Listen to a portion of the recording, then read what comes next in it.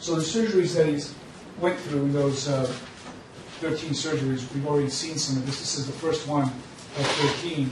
And you recall where, before they even dealt with the bottom part of his leg below the knee, they had to deal with the top part because his femur was badly fractured. And that is the largest bone in the body. And they have to deal with this femur first. So once they fixed the top part, at least the best they could, then they tried to save the bottom of his foot, his leg, below the knee. But they realized that they couldn't because fractures were so bad, and the nerves plus the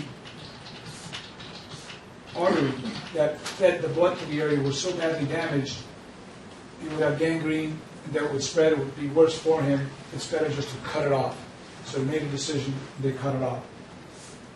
He had another surgery where now they had to go in. They saw that the tibia, the fibula were not long, but they were long, but they were too long because the skin and the flap was so badly damaged. They had to cut the bones so that they could take the muscle from his calf, wrap it around to the front to cover his tib and fib. And it's a big deal. So his stump that he walks on now, that he puts in a prosthetic, is his calf muscle. So when we reach down and we feel our own calf muscle below the knee, between our knee and our Achilles tendon, that's been cut. We'll jump all the way to surgery number 8, and this is one of the more graphic surgeries, because not only did they have to deal with the left leg, but now they went into the right leg, because this union was not complete, and there was infection.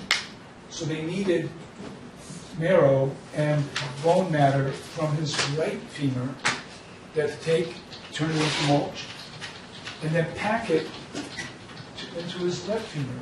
So what it's doing, obviously, it compromises the right femur. I mean, going right in, all the way down, and we heard that these bones are living elements. They're not just hard bone as we see. Inside of them, we have bone marrow, we have vessels with blood running through them. And all that was removed. And when you do that, the right side becomes a little more brittle, but over time it healed well, just to save the left side. So here's the 9th surgery, and these are the ones that he's gone through and will continue to go through. And every time, of course, he's under general and anesthesia, and every time he's got the risks that come with each surgery. The stump overgrowth, and that's the HO that we spoke about, using the saw to cut off those ends, and how they spoke about those ends being like little spikes that go into the calf that give them tremendous pain. Now they go in and clean it up the best they can. It's like a file. They're filing bone. They're actually exposing it so that it could heal better, and then putting the flap back up and suturing them up. This was the next to last surgery, where they have had to remove the rod, and they were having still difficulty with the bone, the deterioration.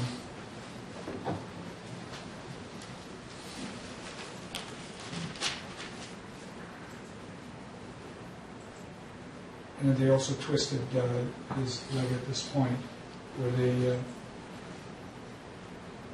rotated the bone 30%.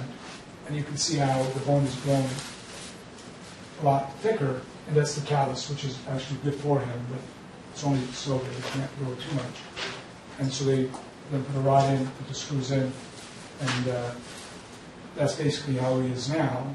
Of course, this is the 12th of the major surgeries. The 13th one was the one that dealt with the cyst that we know about. This is the last one with the nodules. You see that little cut in the bottom. And of course, this is where they went in with the scalpels and removed these. And there are pictures that we showed you even during trial. He developed another one of these cysts, another one of these nodules that has been taken care of, and that's why he can't always wear the prosthetic. So it's not one of these things that, okay, now I've got a prosthetic, it's like a real leg, and that's it. No, it's nothing like that. So bandage the closure.